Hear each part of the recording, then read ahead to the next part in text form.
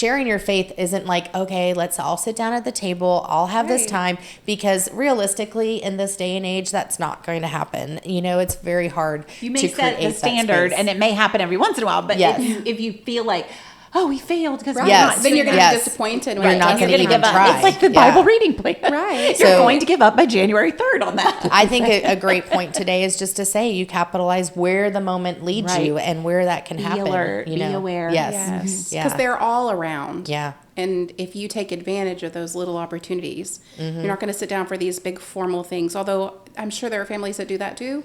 Yeah. But in our life, that's not what it looks like at this season. So you just take advantage of the little moments that you have. Yeah. You know, it's just like when I glean from people that are just a little bit farther. That's what I love about you guys so much. And go back and listen to listen to your podcasts over and over again. So they're gleaning from people that are just a little bit farther than them. Yeah. And that's by design. That's how God has designed us to grow from each other and glean from each other's field.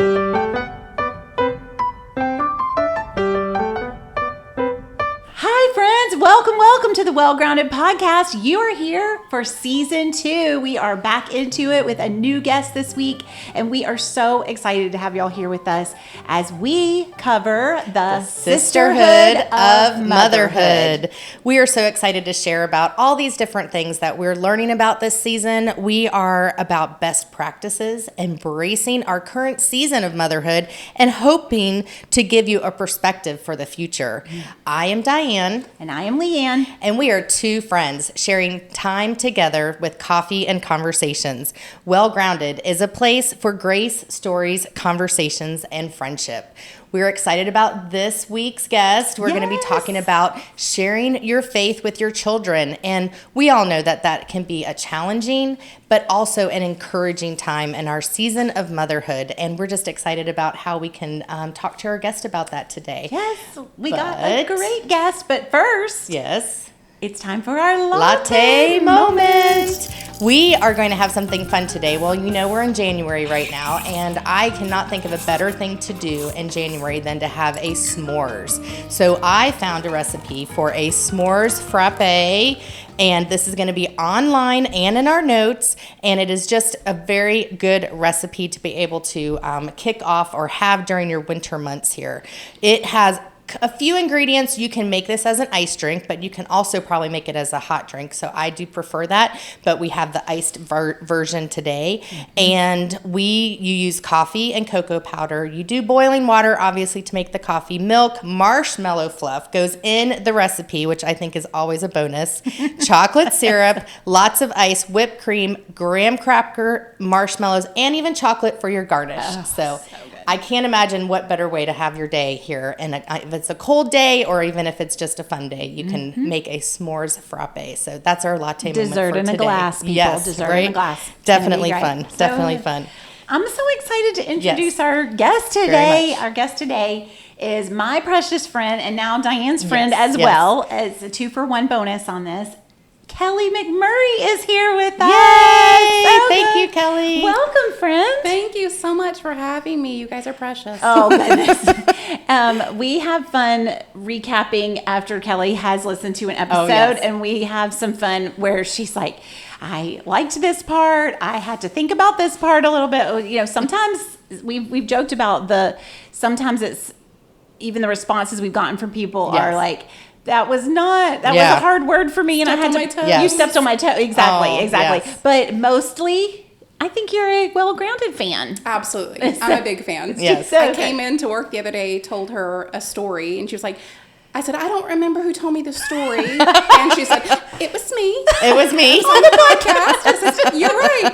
It was you. I was like, I'm so glad it's just blending into real life. It is. For sure. And it's been fun because the last few months, as we've gone into even coffee shops and things around town, people have actually recognized us, which we think is like really funny. And we've gone into different businesses and things, and people will be like, oh, you're from the podcast. So I really think it is fun. We appreciate all of our listeners. Keep listening, liking, and subscribing, and you're going to help us spread the word. Yes, yes. And if you're an audio only listener, yes. Oh, is that what they look like? Yeah, yes, right. Yes, go on YouTube and find out. Find YouTube or Instagram for sure to find us. So, but we're really excited about this conversation today, and it was such an easy pick to have you. We spend a lot of time talking about how we can pass our faith on to our kids. Yeah. And so it was an easy person for me to choose in having you come and share today. But I wanted to just let you just share for just a minute, just to the people that don't know you, like, how was faith passed on to you? And I happen to know that you had godly parents and that this was a 24/7 lifestyle for your family. And now you've been able to do that with your girls. But what did that look like for you? Like going into your childhood faith and then becoming a mom in that? Yeah, absolutely. So my dad was a pastor, and there was a lot of faith passed on, but honestly, not from the pulpit. It was from our house and all of the life that happened there. He passed away when I was 10 of cancer. Wow.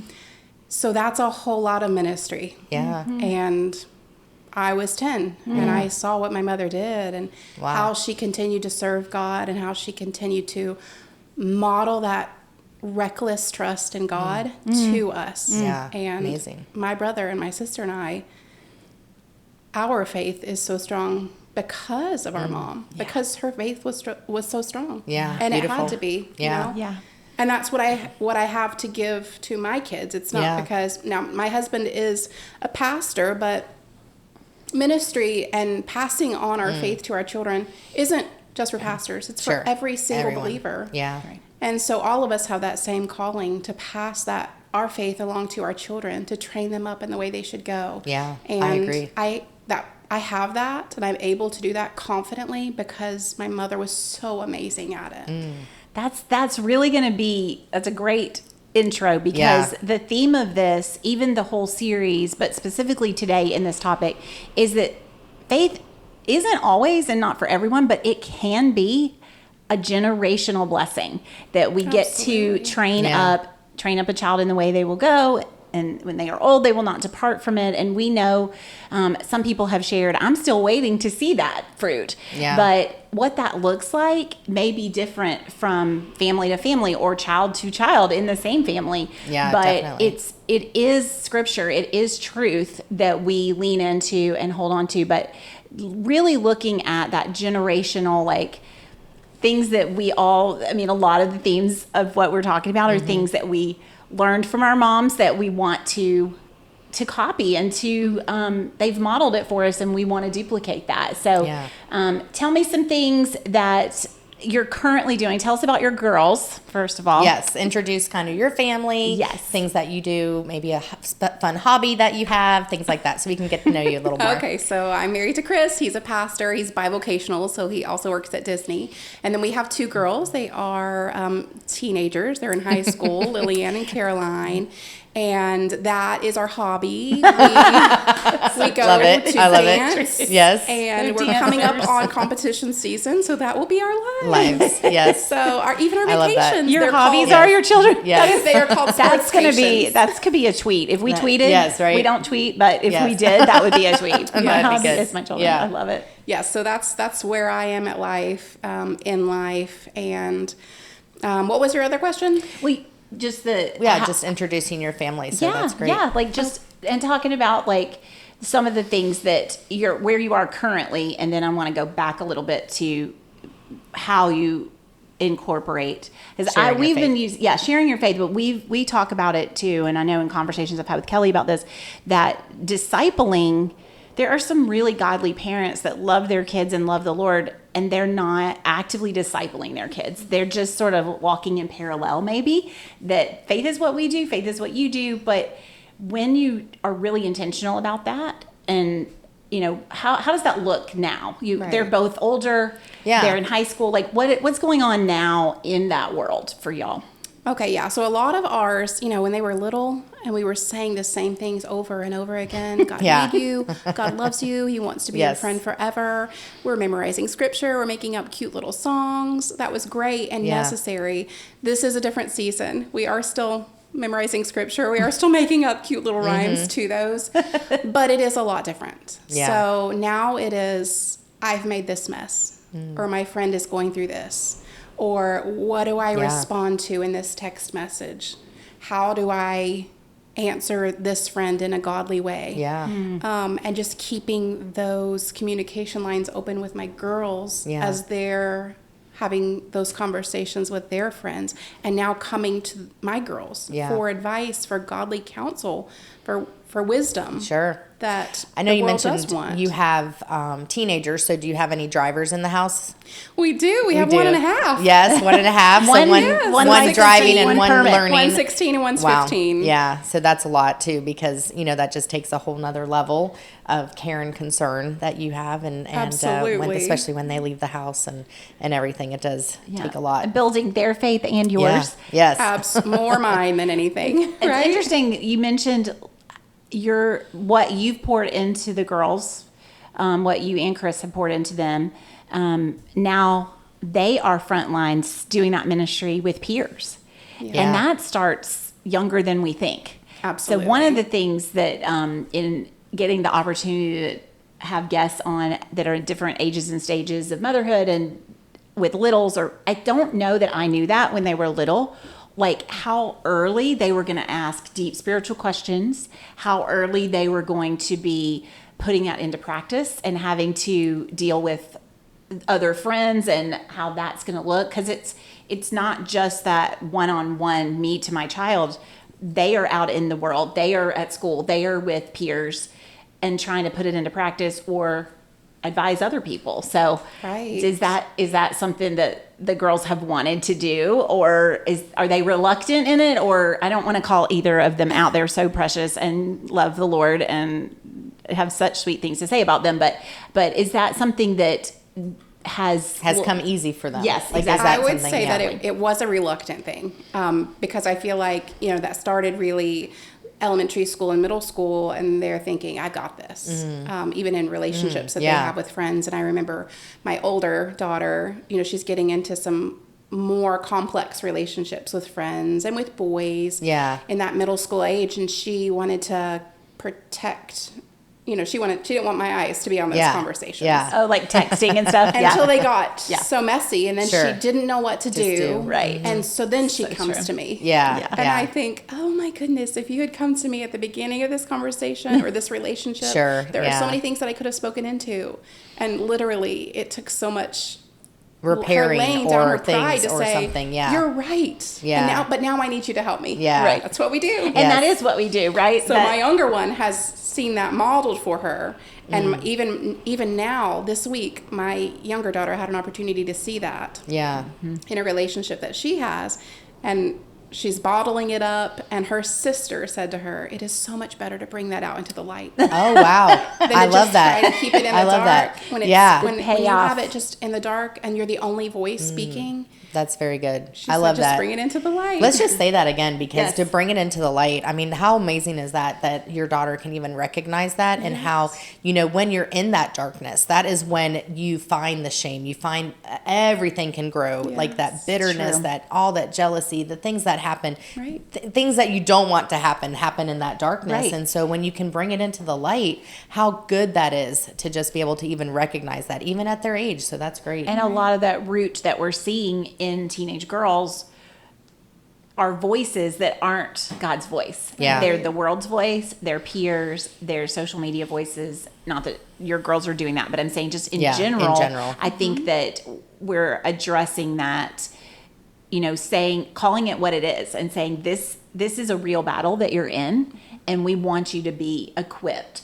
And we kind of, in this conversation, would love to, we probably could do 6 episodes just on the how, the why, the when, and all of that. But I just wanted to get the conversation started in the sense of like anything that surprised you in going into motherhood, going into something that was very easy and natural for you. I mean, I don't want to put words in your mouth, but parenting in faith. Right. Because that's your own life. Right. And so it's not even like a class, I need to learn how to parent my child. It's so much of it is an overflow of our walk. Yeah. Absolutely. Are we in the Word? Then that's going to be in our mouth. That's going to be on our head. That's going to be our advice when they ask us something or when they have a messy situation. Well, I remember when I was, I had these babies and I was like, I have no idea what I'm doing. And they give you classes, like 4 classes, and they're like, good luck. Yes, and good luck. Yes. But so too with our faith journey, because I think so many moms are just desperate. I want to train up my child in the way that they should go. Yeah. But what does that actually mean? I don't know how to do that. Yeah. Right. Yeah. Right. And so there's just a little bit of a disconnect when we first get started. But how do we do that? Deuteronomy says that we talk about this when we sit and when we rise. Yeah. So in the mornings and the night times, as we go about our days. In the car. Yes. On the way to dance. Right. All those places. Right. Yes. Yeah. And times may change, seasons may change. Newborn is different than toddler, it's different than preschool. All of it's different than high school. Yeah. But those times, those sacred spaces where you have to disciple your kids, those don't change. Yeah. Right. It is the same time when we eat together, when we're going about our days, when we're driving, when we're waking, when we're sleeping. Those are the same rhythms that God has given us to have those opportunities. Yeah. Right. I remember many times my kids, I had a dancer in my world, and when we would have to drive her to dance, that was one of the best opportunities that we could share time. It was undivided attention in the car, and you could just have those opportunities to talk to them about a plethora of different things. And then once they started driving and they could go themselves, we've really missed that. We missed that opportunity that we could have to share times or delve a little bit deeper into a subject. And sometimes they don't even want to talk, and you can just sit there in silence even. And that's when my prayer time was great. So, I think they appreciate that now looking back on it and things, but I know those are great opportunities to create those moments to share your faith. What would you say, Kelly, as a practical way that, as your girls, that you actually do share your faith? Do you have a devotion time? Do you do a Saturday morning, Sunday mornings, Wednesday night? What kind of things do you do that really... Some of those rhythms that you mentioned. Yeah. Yeah. So my rhythms, a lot of those happen in the car, driving to work. So my girls know that I read the Bible. It's audible. It reads it to me. It is beautiful, and I do that. I try to do that every year. Okay. So my girls are older now. They moved from that do you know the early... NIRV, New International Readers Version. The Reader's Bible. So it's for the elementary reader. Yes. But then when they got to middle school and they're starting to really just dig into their Bible and learn how to journal and write in their Bibles. And so I just really encourage them, you should do it with me. Sure. And so throughout middle school, you should do it with me. And then about January 3rd, they were like, oh, we're already behind. You're already behind. Those Bible reading plans are stressful. Yes.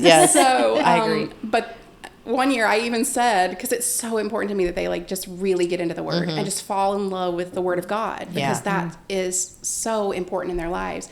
I said, I'll buy you a pair of Lululemon leggings. Read the Bible. Incentives are always a good thing. Right. We are not above bribery. No. It worked for one of my girls. For godly behavior, Yes. bribery is where I'm telling you. So really getting into the Word. So me modeling that, even though they're not always in the car, they might be there when I start it. If we're in the school line, I'm just going to go ahead and start it. Sure. So they are experiencing that. I love it. Before, and then as we go to bed, that's something that we do together. So we get together. It might be really, really late, way past my bedtime. Yeah. Yes.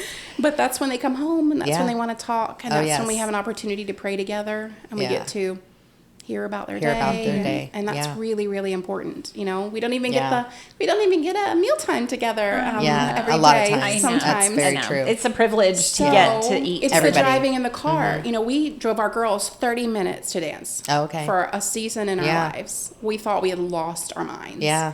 But that season was it yielded so much fruit. No waste. There's no waste. And There's no waste. I could have complained about that and been an impatient driver, and I could have, I didn't always get it right. Please don't hear that. So there were definitely days where I said, I can't do this again. Yeah. But when I look back and I see how that we're not looking at each other in the eyes. We're just hearing. Right. There's no pressure to talk, but that's when they talk. Right. Yeah, It's So true. it's such a precious moment for me as their mom. Yeah, absolutely. I totally agree with that. We've all three, because I know I've had these conversations with both of you, have joked about it feels like right before they get their license, their social life explodes and they just need rides everywhere all the time. We're like, were you this busy last year? Like, it's an election? Yeah, what is going on? Yeah, so they're just like, we're feeling we're ready for you to be independent. We're ready for you to do this. But I think this is a good time. This conversation is a good pause to say, start as early as you can because you are going to be doing refreshers and check-ins more than you're going to get. And capitalize on those moments that you can. I'll share one funny story. My kids would laugh because the Christian radio station in town I have on my car all the time, safe for little ears is what they call it here. And the little ears have turned into bigger ears, and I still listen to it in the car, and they just laugh. They kind of give me the eye roll. And when they were younger, we always played music in their rooms.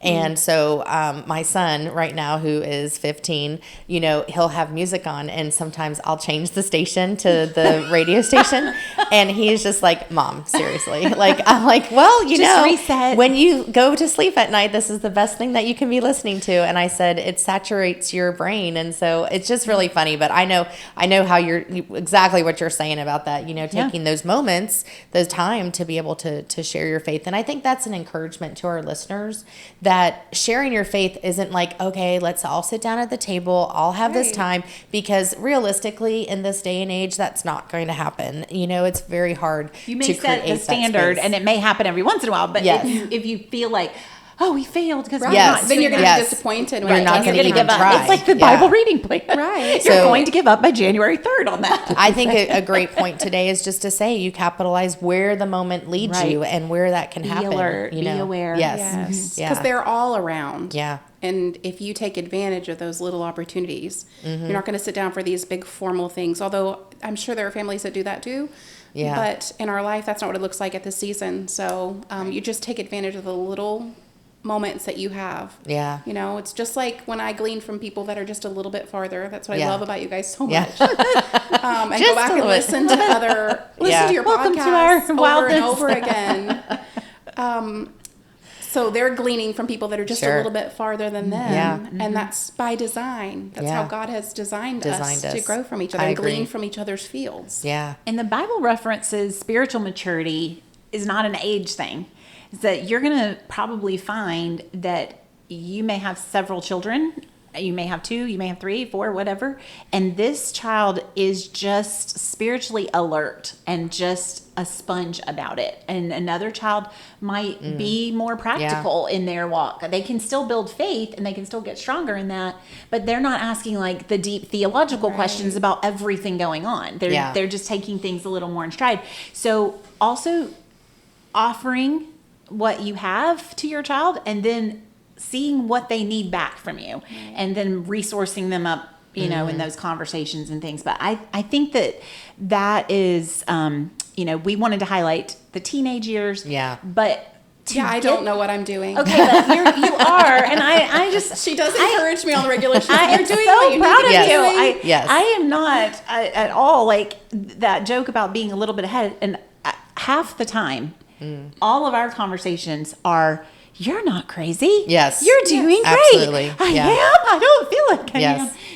So much of sharing with other moms and sharing with people walking through this. But I want to say, and this came up in a conversation with my sister-in-laws and with my even my oldest daughter, Julia. We were talking about how crucial those middle school years are. So you're laying a foundation when they're little, right? You're reading books, you're reading Bible, the Reader's Bible, all of that. Yeah. But when you talked about like switching gears at that middle school age to journaling, to being more proactive and like kind of releasing them to have their own walk, it's not just the imitating anymore. It's like, what did you get out of that? And I don't know if you remember telling me this, but I know that's something that she has done is they read the passage and then what did you glean out of that? And letting them practice teaching it to someone else, even if it's their own moms. Yeah. You know, You give me that stage where you were, when they were little and you're just saying those things over and over again, but there is a time where it's, you are modeling it, and we will always continue to model it, but it is releasing that. And that's why motherhood is such a sacred journey. Yeah, definitely. Because the outcomes, we have to relinquish all of that. And now all of a sudden, we're not telling them things. Yeah. Now we are coaching. Yes. Now we are your support person. Yes. I was telling Leigh Ann a sweet story. So my oldest, had her heart broken in middle school. And I had this moment where I thought, I have guarded her heart so well. But here she is. She'd made this choice and her heart wasn't guarded. Yeah. And so I thought, I haven't taught her how to guard her own heart well. So let's correct that. Let's go back. And I had to ask for her forgiveness in that. Yeah. And I literally just told her that same thing. I've always guarded your heart so well. And this time, it was for you. It was your own conversation, your own friend, your own relationship. Yeah. And I wasn't able to guard your heart for you, and I'm not going to be able to in the future. Yeah. So it's a very big learning moment. You how to do that. For sure. That was not to say that we all don't want our kids to go through trials and tribulations, but they will. And that's the truth. And so not to feel that that's any sort of a failure or anything on your part. I mean, I think you just have to realize that those are learning opportunities, learning moments, times that you can then be, and they will use that later in life to be able to teach someone else even. That's what I always love. Those will be the things that strengthen their faith. Yes. And for you to verbally acknowledge it, I mean, they talk about like apologizing to your kids and doing those things to say, hey, we couldn't see what was around the corner in this, but we're here now. And it is going to be something that as much, I'm always going to be here for you. But if something comes up, I want you to have the muscles. That's how the teenage years are. Yeah. We don't know what we're doing. We could have done better. Let's try this better now. So we gain more confidence. Yeah. We're going to put the training wheels back on for a second. And then we're going to take them off. We can do this. Let's reread chapter 1.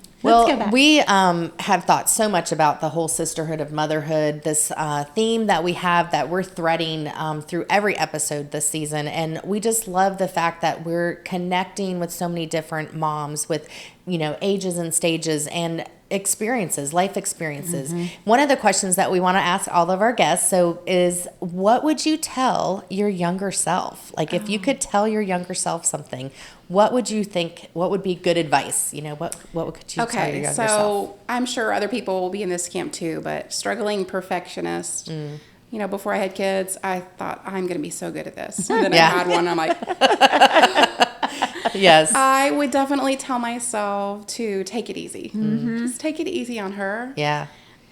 This is the new season for me to have a 15 and a 16-year-old. And guess what? As soon as I get that done, they're going to be 16 and 17. Yeah. So take it easy on yourself. Yeah. I can take it easy on my friends when they have hard days. I can take it easy on my husband. Yeah. I can take it easy on my kids, but I'm so hard on myself. Yeah. So true.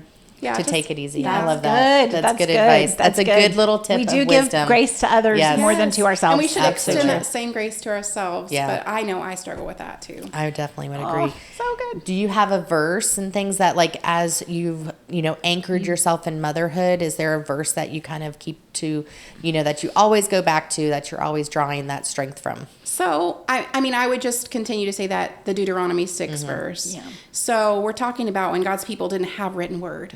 And they could only remember what they were told by other people. And they had to be so grounded in what they knew and what they heard from other people that they internalized that. Right. We take advantage. We could just open up our Bibles and read this. And so we are to love the Lord our God with all of our hearts. Yeah. And that's what we're modeling for our kids. And those are the opportunities that we have. So as far as a parenting journey, I really just try to keep focus on those. I can't do everything. But in the 4 walls of my house, I want to do these 4 things really well. These are the times that I want to really take advantage of. So Can you share those 4 things? I know you like. Oh yeah, from Deuteronomy 6. Yes, share those. So we will, they say you're going to write them on the door frames of your house. And, a lot of people do have them written on the door frames of the house. Hobby Lobby will help you with that. That is correct. If you need a sign. Yes, lots of great signs. When I sit and when I rise, when I go about my day, and when I am coming home. So very nice. Those are And the you do, times. and it covers you the neat thing about that passage too is that it's covering all aspects of life. Yeah. It's meant to be any age, just continuously doing this, right? Right. So it's just that constant thing. And how that looks in those practical seasons, just looking to monopolize on that. So. And then in Luke, when it says that Jesus, and we're modeling for them how Jesus grew in wisdom and in stature and in favor. I love that verse. And so that's what, I can't, you look at the whole Bible, it's so overwhelming. But if I can focus on these 3 little things, growing them in wisdom, growing them in stature, and growing them in favor with God and man. Those are measurable things that I can handle the little measurables. I would definitely agree with that. So when, as your kids have grown in things, what's some fun activities that you guys all like to do as a family, and maybe something that even, have you gone on a missions trip before? Have you done things where you've gone and shared your faith with other people? Okay, so my girls are in the general population of public schools, so we've been on missions since day one. Okay, yes. So that used to look like when they came home from school. Now we're going to talk to these people. Do they go to church? Oh. They know where their church is. Yeah. And then they would this was like assignment. And so the people that we had play dates with or invited over for sleepovers on Saturday night, those people were people that didn't go to church. Yeah. So and a lot of those very relationships, strategic. It was very strategic. Now they have all of these classes and all of these friends, and that gets a little bit harder. But so on mission, we did just get our passports to go on a missions trip. Oh, wonderful. But, that's so nice. Yeah, that'll be exciting. But we're weird, and we like to go and do. We don't like to be home. Okay. My husband is very, very high energy, so we just like to go. Adventuring Go and husband. Yes. This is the place for We adventuring like to go husbands. to Disney. If we have like 5 extra minutes, we're gonna go and we're gonna make something out of it. Nice. So we like to go to our little keeping coffee on the go, spot. going to places, and Yes. being out there is great. And for my husband, that's the time where he can really connect with them, because it's not all this pressure to have this conversation where you're face to face with one another. Yeah. You're in line, you're laughing and joking and talking Shoulder about to things shoulder around time. you. Sure. And then that's when all of a sudden we hear all of this stuff. Yeah. So sometimes we're like, we really need a chance where we can go to Disney. Yeah, they do share more. Because they do. They kind of let their guard down, because they're relaxed and able to do that as well. So we're goers. I think and that is doers. definitely a challenge, that as your kids do get older and they get busier, it's like coming back together to have those moments. And I think always creating that space that they have a safe space to do that. So because as things do happen, they will have frustrations, they will have challenges, and so that they can know that home or your car or things is their landing place, that's a place that they can always feel safe to conversate and talk about things. We're not going to overreact.